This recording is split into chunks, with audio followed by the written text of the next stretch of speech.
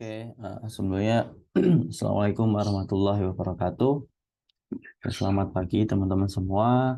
Eh, jadi kita akan melanjutkan materi algoritma 2 kita yang kemarin kita sudah membahas mengenai array 2 dimensi. And last week we have to talk about two-dimensional array, and then now we will jump to the next material about sorting. Ya, jadi hari ini kita akan membahas materi berikutnya tentang sorting di dalam array. Oke, nanti akan saya bagi menjadi 3 video di sini. Kita akan mulai dulu dari yang pertama tentang sorting itu sendiri apa gitu ya. Oke, for introduction, sorting is arrangement of data in a particular order. Jadi sorting itu adalah sebuah pengurutan data yang di mana itu sudah ada ketentuannya ya. Kita sudah bisa menentukan apakah data itu akan kita urutkan menaik atau menurun gitu ya. Nah, but if we talk about sorting in data structure, then it's more relevant to rearrange the data or element in ascending or descending order, which can be lexicographical, numerical, or maybe user-defined. Nah, tapi jika kita berbicara tentang sorting di dalam sebuah struktur data, ini mungkin kita akan bisa membahas yang lebih relevan itu sorting itu sebagai pengurutan ascending maupun descending ya. Ini teman-teman sudah familiar dengan kata ascending ataupun descending, di mana kita bisa mengurutkan sebuah data itu berdasarkan dari lexicographical atau kita sering menyebut dengan alfabet atau abjad gitu ya. Atau ketika data itu bersifat numerik, itu bisa sifatnya numerical. For example, consider you have 5 siblings and you want to arrange them according to age. Nah, misalnya teman-teman nih memiliki 5 sepupu atau saudara gitu ya. Nah, teman-teman ingin mengurutkan berdasarkan dari ketinggian badannya gitu. Nah, itu kita bisa mengurutkan dari yang paling pendek ke yang paling tinggi atau sebaliknya. Nah, di sebelah kanan teman-teman ini itu ada sebuah contoh dari sebuah data array, di mana yang atas ini datanya masih tidak beraturan atau tidak berurutan, gitu ya. Kemudian kita bisa mengurutkan, karena dia datanya bersifat numerik, kita urutkan yang pertama secara ascending, di mana data diurutkan dari mulai yang terkecil menuju ke yang terbesar. Lalu kita juga bisa mengurutkan berdasarkan dari yang data terbesar ke yang terkecil, atau kita sebut sebagai descending. Nah, kita akan mulai bahas tentang sorting in data structure gitu ya. Jadi di dalam sorting sendiri di struktur data, uh, apa namanya, is common algorithmic problem in computer science and is used in various applications such as searching, data analysis, and information retrieval. Nah, di dalam struktur data, sorting ini sendiri ternyata banyak kegunaannya ya. Salah satunya ketika implementasinya itu kita bisa mencari sebuah data, kemudian kita bisa melakukan untuk analisis data, lalu kita ingin mendapatkan atau memperoleh informasi, yaitu information retrieval. In other words, you can say that sorting is also used to represent data in a more readable format. Nah, atau kita juga bisa menyebutnya kalau dengan sorting ini itu format datanya itu menjadi lebih mudah dipahami. Nah, contohnya seperti apa? In some real life, contact list in your mobile phone also contains all contact arranged alphabetically. So if you look for contact, then you don't have to look randomly and it can be searched quickly and many other apps on your phone. Nah, jadi secara nyatanya atau dalam kehidupan nyata, sorting sendiri itu sudah banyak digunakan. Contohnya di kontak HP teman-teman semua, itu kalau teman-teman amati, itu dia sudah tersorting. Kita bisa mensorting. Kalau secara default, dia sortingnya by alphabetically atau secara abjad dari huruf A menuju huruf Z. Sehingga ketika kita ingin mencari nama teman kita salah satunya misalnya itu akan jauh lebih mudah ya karena dia sudah diurutkan dari abjad A hingga ke Z. Nah, bayangkan kalau misalnya kontak yang ada di HP kita ada sekitar ratusan tapi itu tidak disorting. Nah, itu bakalan text time banget ketika kita ingin mencari salah satu nama teman kita yang mungkin kita sudah tahu namanya berawal dari huruf abjad apa, tapi karena tidak tersorting itu akan memakan waktu yang lama. Oke, there are multiple ways or techniques to sort a group of elements. Some known algorithm are. Jadi di dalam sebuah struktur data sendiri itu ada banyak tipe-tipe sortingnya atau algoritma sorting.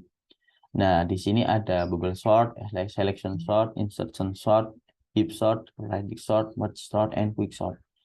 Nah, tapi pada kesempatan kali ini kita akan fokus membahas pada 3 metode sorting, yaitu yang pertama bubble sort, kemudian selection sort, dan insertion sort. Nah, kita akan bahas satu persatu apa sih perbedaan dari ketiga teknik ini, kemudian bagaimana kita mengimplementasikannya ke dalam sebuah bahasa pemrograman Python. Oke, the first one we will begin to discuss about bubble sort algorithm ya. Jadi kita akan bahas dulu nih tentang bubble sort algorithm yang pertama.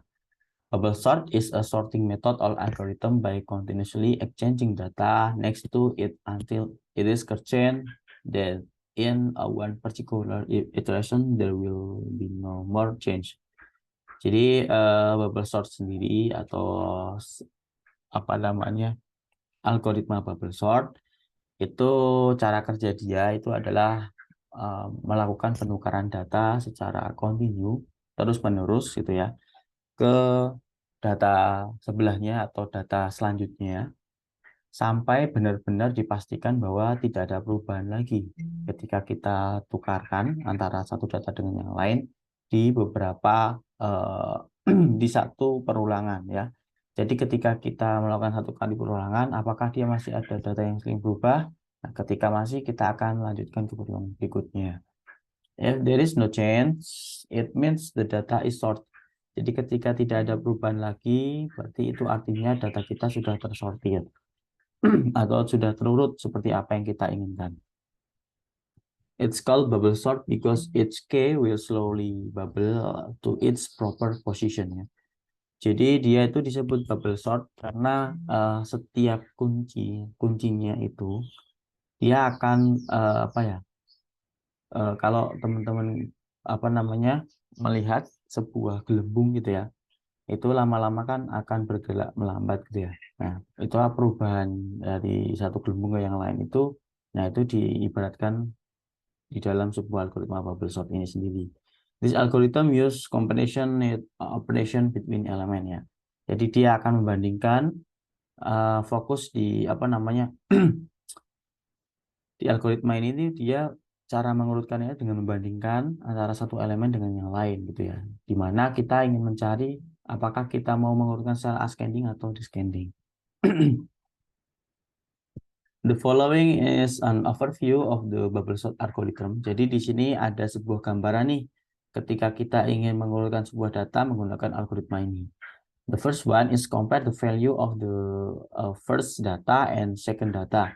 Jadi yang pertama kita lakukan yaitu kita membandingkan dari nilai yang pertama dengan nilai yang kedua. If the first data is greater than the second data, then swap position. Nah, di sini kasusnya kita ingin mengurutkan sebuah data itu secara ascending ya. Jadi di sini ada sebuah state bahwa jika data yang pertama itu lebih besar dibanding data yang kedua, maka tukarlah gitu ya. Jadi asumsinya urutannya itu di sini datanya mula-mula yang pertama di indeks 0 itu lebih besar dibanding indeks yang 1.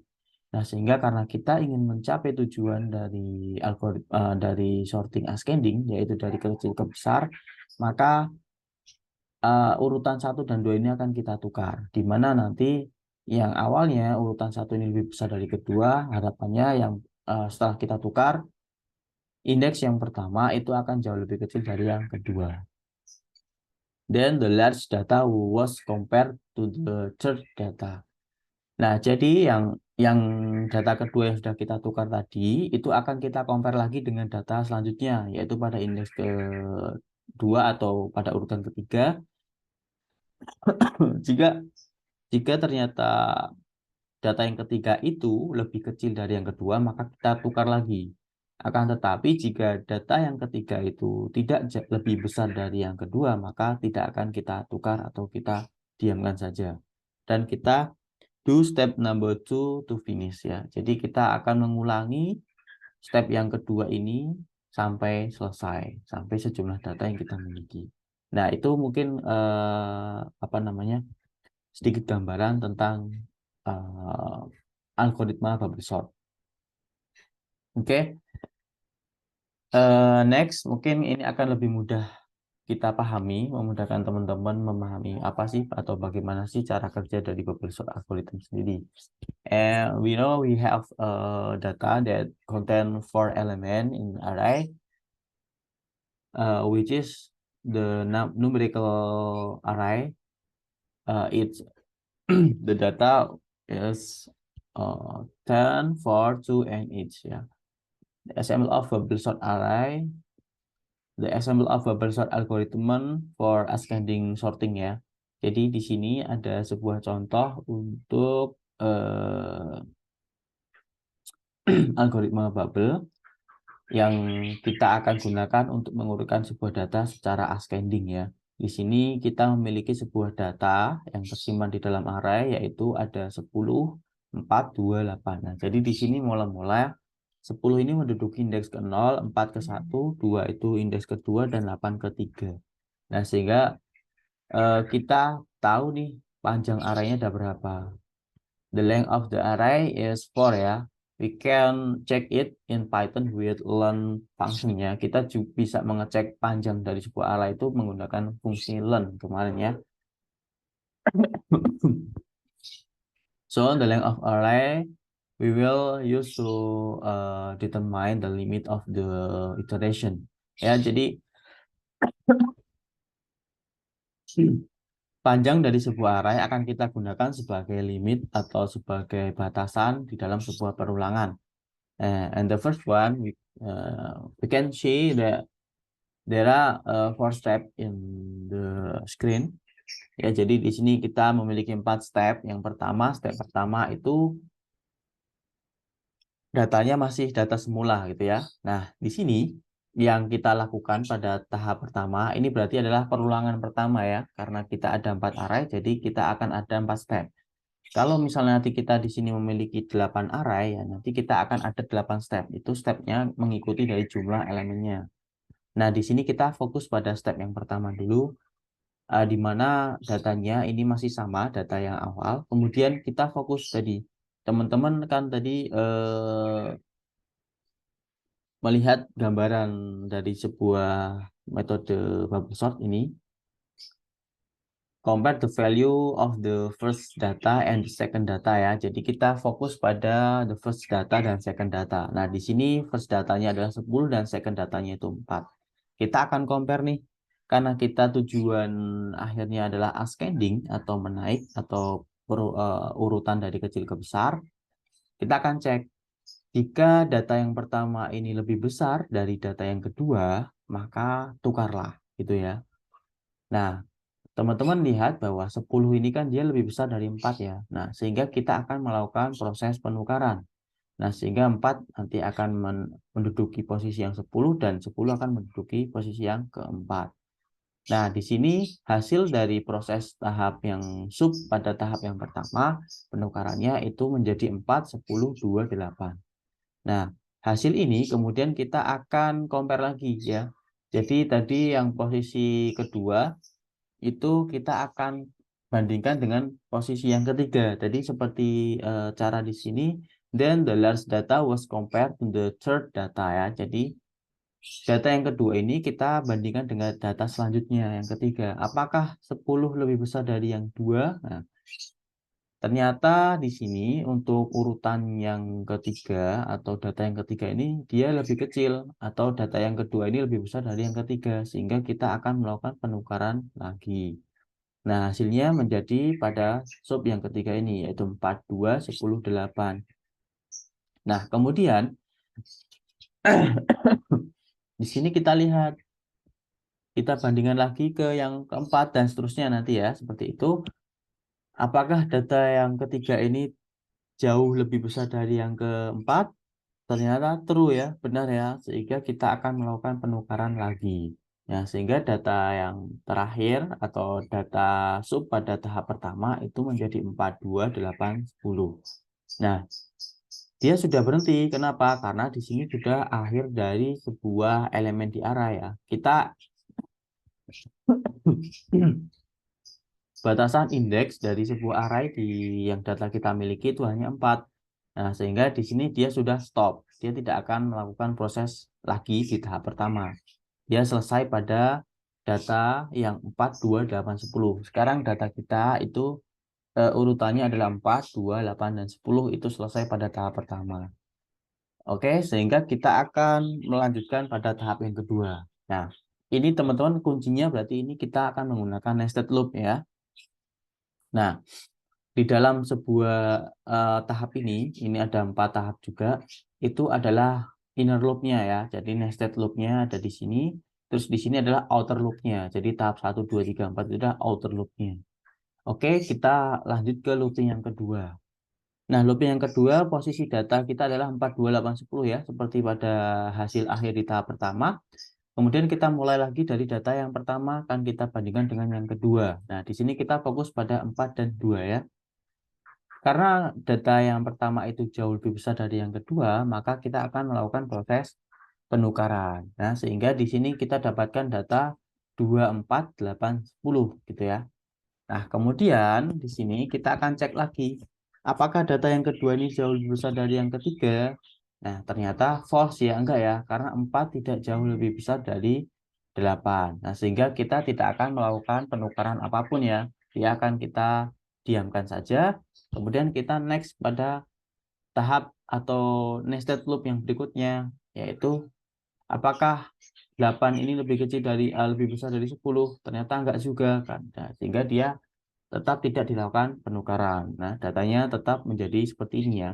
Jadi, ketika data itu sudah data yang sebelumnya itu tidak jauh lebih besar dari yang selanjutnya, maka kita tidak perlu melakukan penukaran data.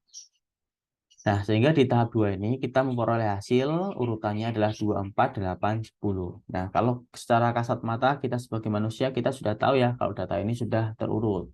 Akan tetapi karena dia adalah mesin atau komputer, maka dia akan tetap menyelesaikan dari proses yang dia miliki.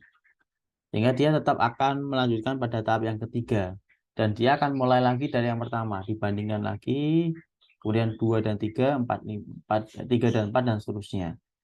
Pada tahap 3 dan 4 ini, kalau teman-teman perhatikan, dia tidak ada perubahan sama sekali ya, karena memang datanya sudah terurut dan data yang sebelah kiri itu tidak jauh lebih besar dari yang data sebelah kanannya ya.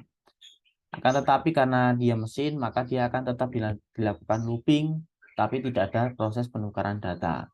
Nah, sampai di tahap ini, sampai tahap akhir 4, dia sudah selesai dan kita sudah mendapatkan data yang sudah terurut. Nah, padahal sebenarnya kalau kita lihat di sini, itu datanya sudah terurut dari tahap yang kedua ya. Kita sebenarnya tidak memerlukan tahap yang ketiga gitu ya. Tapi karena ya lagi-lagi itu adalah mesin, kita tetap harus melakukan prosedur iteration-nya. Oke, nah itulah sedikit gambaran tentang bubble sort algorithm. Nah, kemudian kita akan coba nih implementasikan di dalam sebuah Python ya. Di sini saya sudah menyiapkan sebuah code. Nanti teman-teman silakan dicoba. Kita akan pindah ke VS Code ya. Oke. Nah, oke di sini terlihat ya VS Code yang saya miliki. Nah, di sini saya sudah menyiapkan sebuah script. Nah, teman-teman ini angkanya saya samakan ya, angkanya yaitu dari 10428 ya. Di sini ada 10428 sama. kita simpan di sebuah variabel array namanya data. Kemudian saya akan tampilkan dulu datanya itu seperti apa ya, biar kelihatan. Before sort ini datanya seperti ini gitu ya, nanti biar kelihatan. Nah, kemudian kita berikan apa n itu spasi biar nanti dia menyamping tidak ke bawah. Kemudian proses sortingnya itu ada di sini.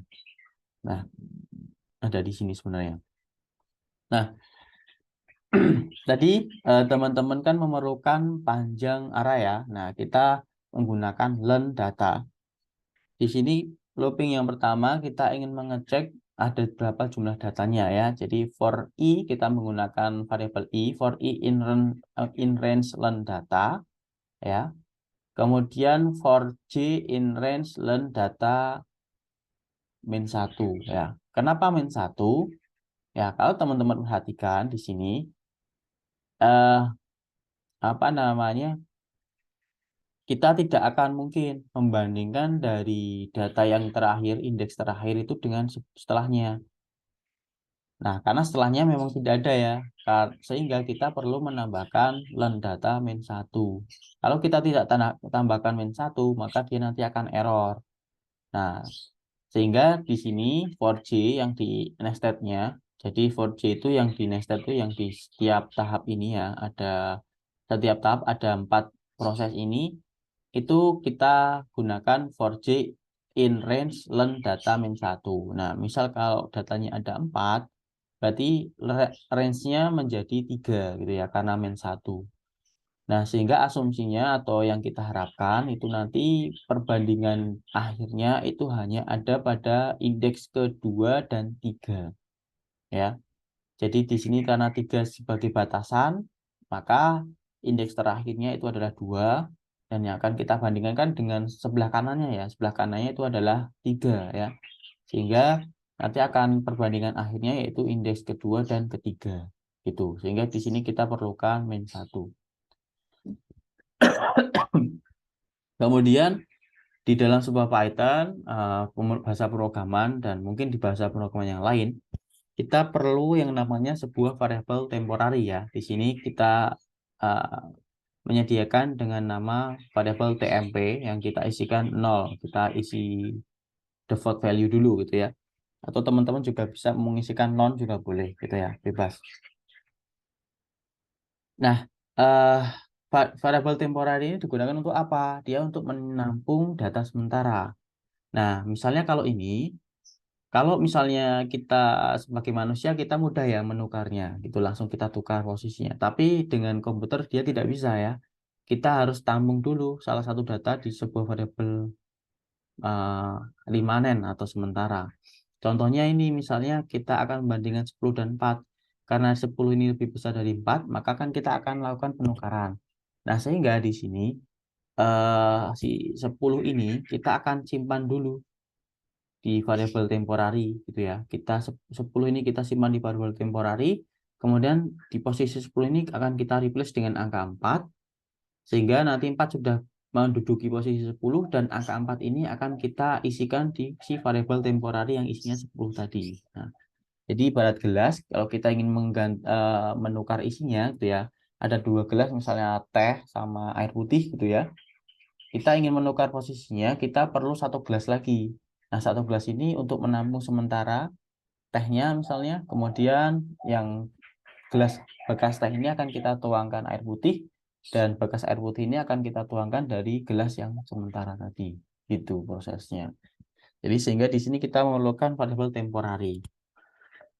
Nah, di sini pada kasusnya kita akan mengurutkan secara ascending dari kecil ke besar. Nah, di sini sehingga kita memerlukan jika data ya, if data J ini berarti di sini J-nya yang pertama 0 ya, perulangan pertama ingat range-nya J-nya mulai dari 0. Jika data ke 0 itu lebih besar dari data J plus 1, berarti 0 plus 1 adalah data ke 1 ya. Jika data ke 0 lebih besar dari data yang ke 1, maka data J-nya ini, data 0, akan kita simpan di variabel temporary sementara. Tadi ya. Kemudian data J-nya akan kita ganti value-nya dengan si data J plus 1. Lalu data J+1 akan kita isikan dengan variabel temporary. Gitu. Jadi ibaratnya untuk menukar kita perlu temporary tadi. Nah, gitu ya.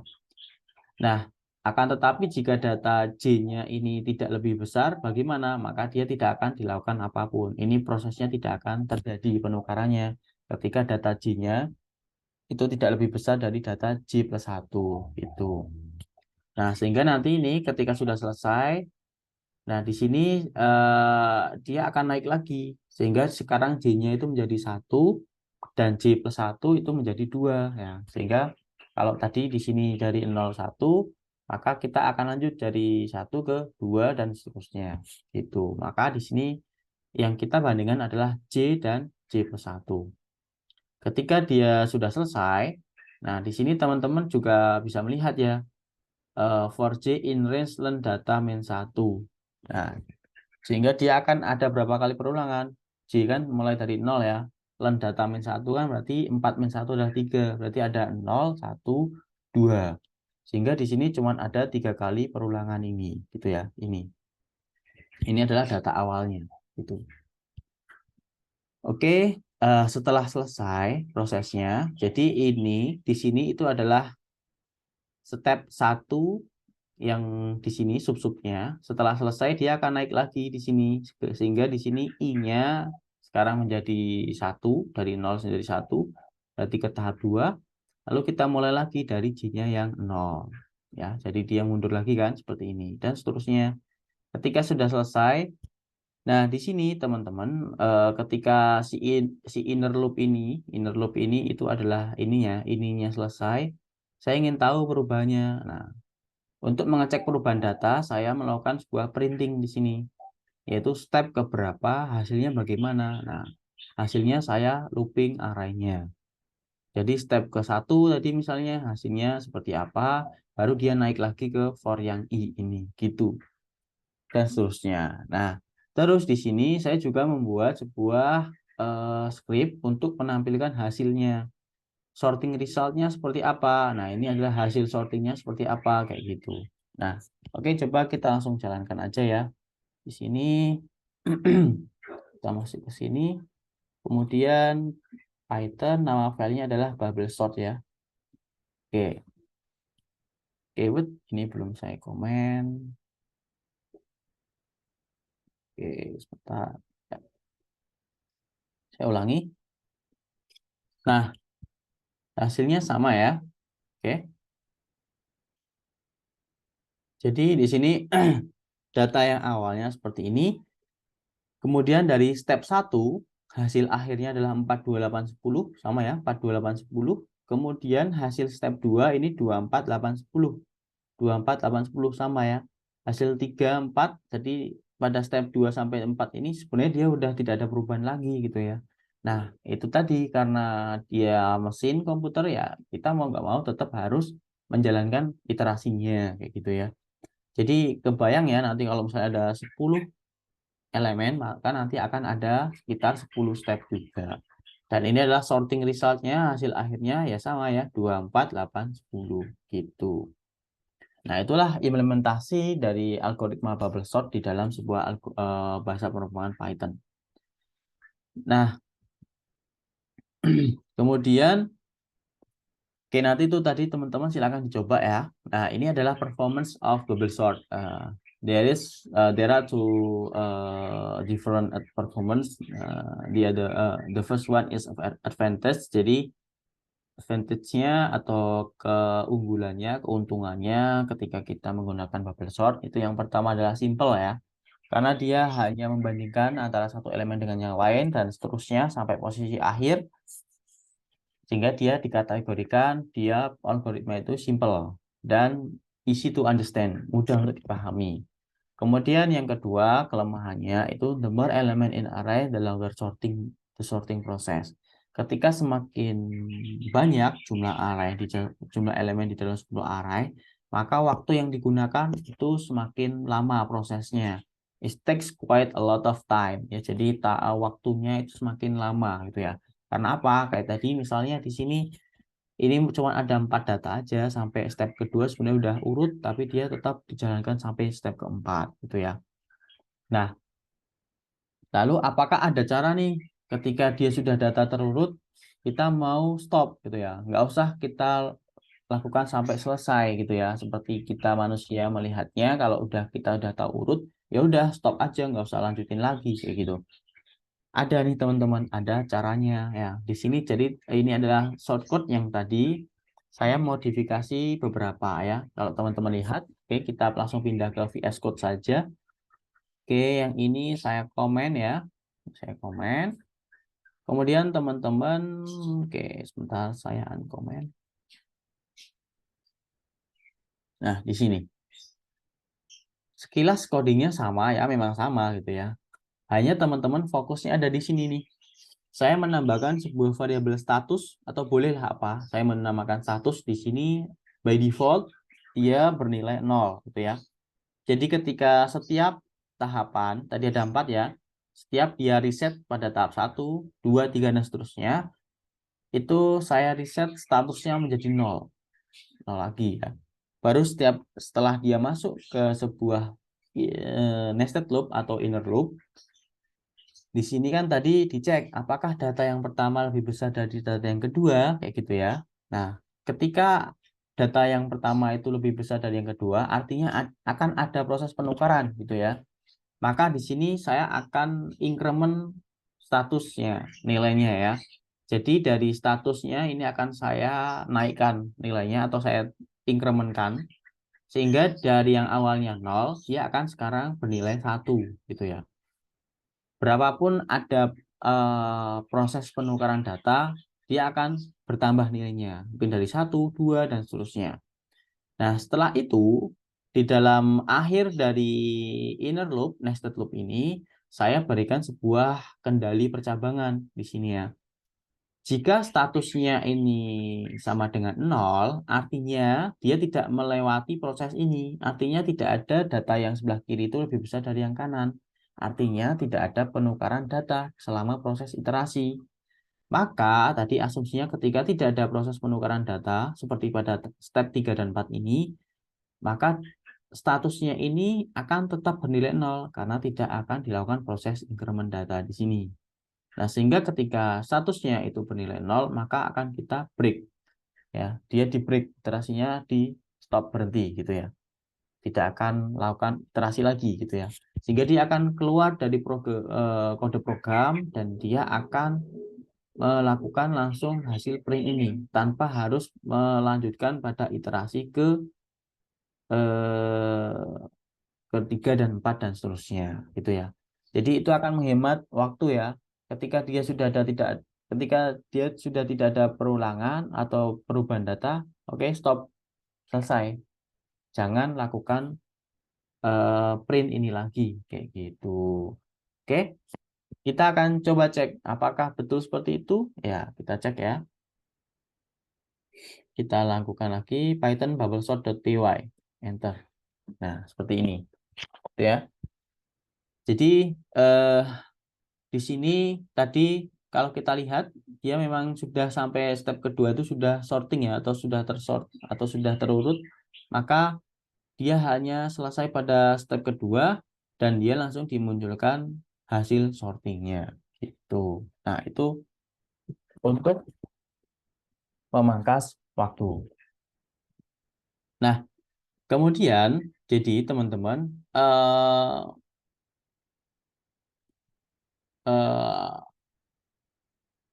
sorting method in data structure is not only to sort the numerical data, but also we can use it to sort the string data ya, like name and maybe address and the others.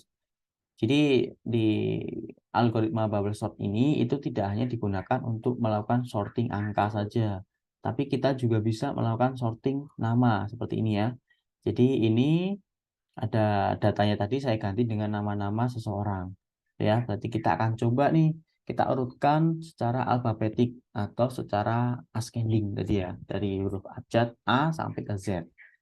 Nah, kita langsung pindah ke sini, teman-teman. Nanti itu juga silakan dicoba, gitu ya. Oke, saya uncomment dulu. Nah, datanya sudah saya ganti di sini. Datanya tidak angka lagi, tapi sekarang nama ya. Apakah dia sudah tetap bisa digunakan untuk melakukan urutan nama, sorting nama? Kita coba. Untuk data di sini saya tidak ada perubahan sama sekali. Saya hanya mengubah di bagian data saja di sini ya. Kita langsung jalankan Python bubble sort. Oke. Nah, datanya seperti ini gitu ya. Jadi di sini itu data awalnya adalah Tony, Budi, Andi, Sandi, Ahmad, Raka. Setelah kita lakukan proses sorting, itu sekarang menjadi Ahmad, Andi, Budi, Raka, Sandi, dan Tony ya, sesuai abjad ya. A-nya ini ada 2, tapi kita lihat setelah A ada apa? Di sini ada H, di sini N. Karena H lebih dulu dari N, maka Ahmad dia akan keluar pertama. Gitu ya. Ternyata sorting juga bisa nih digunakan untuk melakukan proses pengurutan sebuah data string atau nama di sini gitu ya. Itu. Nah, inilah sekilas pembahasan mengenai bubble sort. Kemudian nanti kita akan lanjutkan pada metode atau algoritma selection sort dan insertion sort. Nah, untuk yang bubble sort saya akhiri sekian dulu. Kita lanjut pada next video ya. Oke, assalamualaikum warahmatullahi wabarakatuh.